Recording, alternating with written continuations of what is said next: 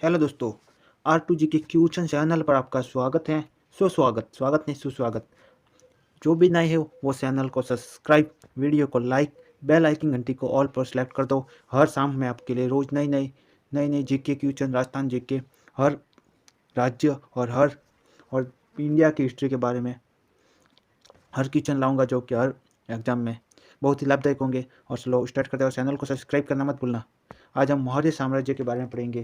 चलो, मौर्य साम्राज्य का कितने साल चला? मौर्य साम्राज्य ईसा पूर्व 322 से स्टार्ट हुआ था और 185 ईसा पूर्व मतलब कि ईसा से पहले। ये उल्टा चलेगा, संख्याओं में उल्टा चलता है। ईसा पूर्व में संख्याओं में उल्टा चलता है, हमेशा ध्यान रखना। मौर्य साम्राज्य की स्थापना के साथ ही भारतीय इतिहास की सुदृढ़ता धरा पर अवतरित होता है। विदेशी राज्यों से कूटनीतिक संबंधों की शुरुआत होती है। माना जाता है कि मौर्य साम्राज्य से विदेशी राज्यों की कूटनीतिक संबंधों की शुरुआत हुई थी। भारत के राजनीतिक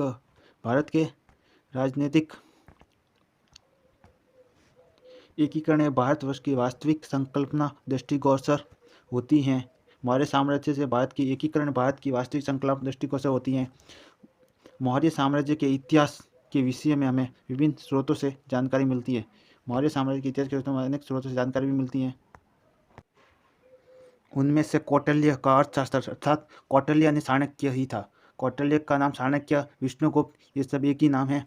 कौटिल्य का अर्थशास्त्र, विशाखादत्तम का मुद्रा राक्षस, सोमदेव की कथा, सरित सागर, यक्षेन्द्र की वर्धा मंजरी, दीपवंश, महावंश, टीका, भद्रबाहु रचित कल्पसूत्रों, स्ट्रम्बो, प्लुटार्क, जास्टिन आदि यूनानी यात्री, फान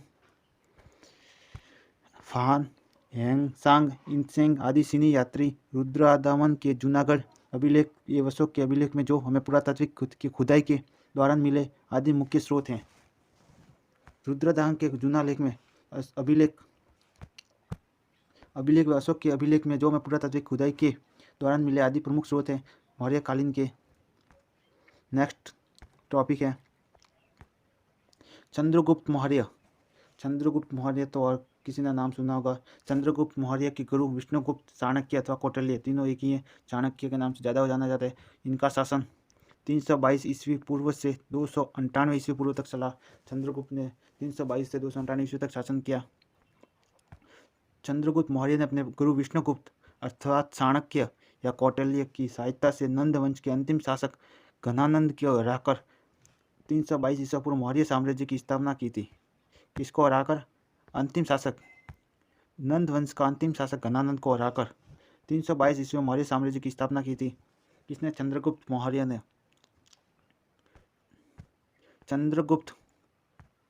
चंद्रगुप्त मौर्य की चंद्रगुप्ता संख्या का प्राचीनतम अभिलेख साक्ष्य रुद्रदामन के जूनागढ़ अभिलेख से मिलता है।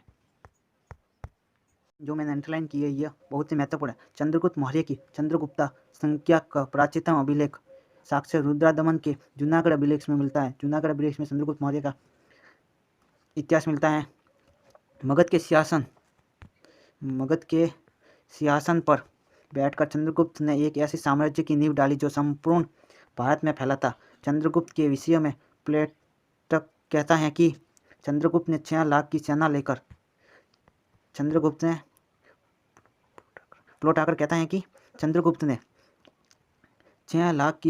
संपूर्ण भारत पर अधिकार कर लिया था। किसने कहा था? प्लूटुक ने। नेक्स्ट पैराग्राफ आपको नहीं दिख रहा होगा। चंद्रगुप्त मौर्य ने उत्तरी पश्चिम भारत को सिकंदर के उत्तराधिकारियों से मुक्त करा दिया था। चंद्रगुप्त ने उत्तरी पश्चिम भारत को सिकंदर के उत्तराधिकारी के मुक्त करा दिया था और नंद वंश का उन्मूलन कर सेल्यूकस को पराजित किया था।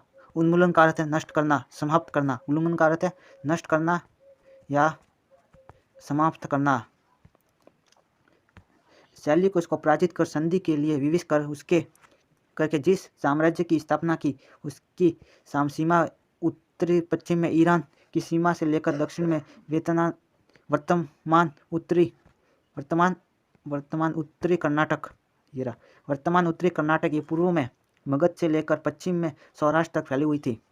वर्तमान में उत्तर कर्नाटक से लेकर और पूर्व में मगध से लेकर पश्चिम में सौराष्ट्र तक फैली हुई थी चंद्रगुप्त का साम्राज्य की सीमाएं।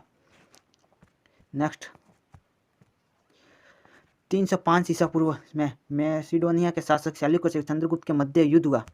305 ईस्वी में मैसिडोनिया के शासक सेल्यूकस और चंद्रगुप्त के मध्य युद्ध हुआ, जिसमें सेल्यूकस पराजित हुआ और दोनों के बीच संधि हुई थी। नेक्स्ट है पैराग्राफ। और संधि की शर्त इस प्रकार थी। सेल्यूकस ने चंद्रगुप्त मौर्य के साथ अपनी पुत्री हेलेना का विवाह किया था। ये शर्त थी, अपनी पुत्री हेलेना का विवाह चंद्रगुप्त से किया था और दहेज के रूप में एरिया, आर्कोसिया, जेड्रोसिया एवं पेरिपेमेडिसिया के क्षेत्र चंद्रगुप्त को दिए। प्लूटार्क के अनुसार चंद्रगुप्त ने सेल्यूकस को 500 हाथी उपहार में दिए थे। कितने? 500 हाथी चंद्रगुप्त ने सेल्यूकस को उपहार में 500 हाथी दिए थे।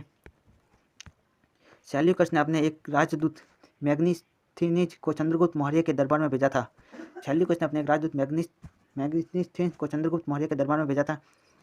जिसने इंडिका नामक पुस्तक की रचना की थी। किसने की थी? मैग्निस के एक राजदूत मैगस्थनीज ने चंद्रगुप्त मौर्य की दक्षिण विजय के विषय में जानकारी के तामिल ग्रंथों के अहमानर और मुनारुर तथा अशोक के अभिलेखों से मिलती हैं।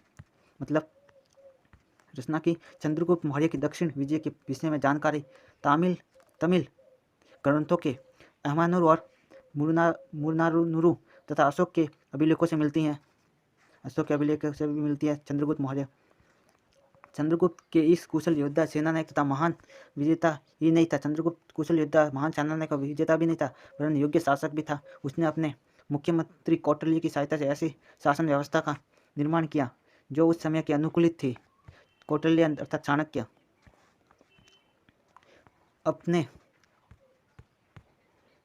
अपने जीवन के अंतिम चरण में चंद्रगुप्त मौर्य ने जैन मुनि भद्रबाहु से जैन धर्म की दीक्षा ली थी। ये मोस्ट चंद्रगुप्त मौर्य ने किस धर्म के लिए दीक्षा ली? जैन मुनि भद्रबाहु जैन धर्म की दीक्षा लेकर श्रवण बेलगोला मैसूर कर्नाटक में स्थित चंद्रगिरी पहाड़ियों पर करीब 1998 ईस्वी पूर्व में उपवास के दौरान शरीर त्याग दिया था। ये चंद्रगुप्त का इतिहास। अब आ गया बिंदुसार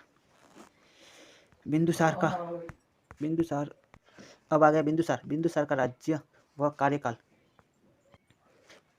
बिंदुसार 1998 ईस्वी पूर्व से 273 ईस्वी पूर्व तक रहा। 298 ईस्वी से 273 ईस्वी पूर्व तक रहा। चंद्रगुप्त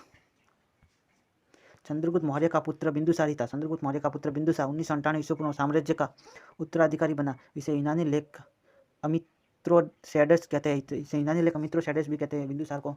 एस्ट्रोबो ने बिंदुसार के अल्ट्रोटेक्स कहा है। प्लेट ने बिंदुसार को अमित्रघात अर्थात शत्रुओं का वध करने वाला बताया है। फ्लीट ने बिंदुसार को मित्रघात अर्थात शत्रुओं का वध करने वाला बताया है। बिंदुसार ने अपने पिता द्वारा जीते गए क्षेत्रों को पूर्ण रूप से अक्षुण्ण बनाए, मतलब वापस बढ़ाए। दिव्यादान में बिंदुसार के समय में त्रिकशिला में हुए 2 विद्रोह का वर्णन है। इन विद्रोह को दबाने के लिए बिंदुसार ने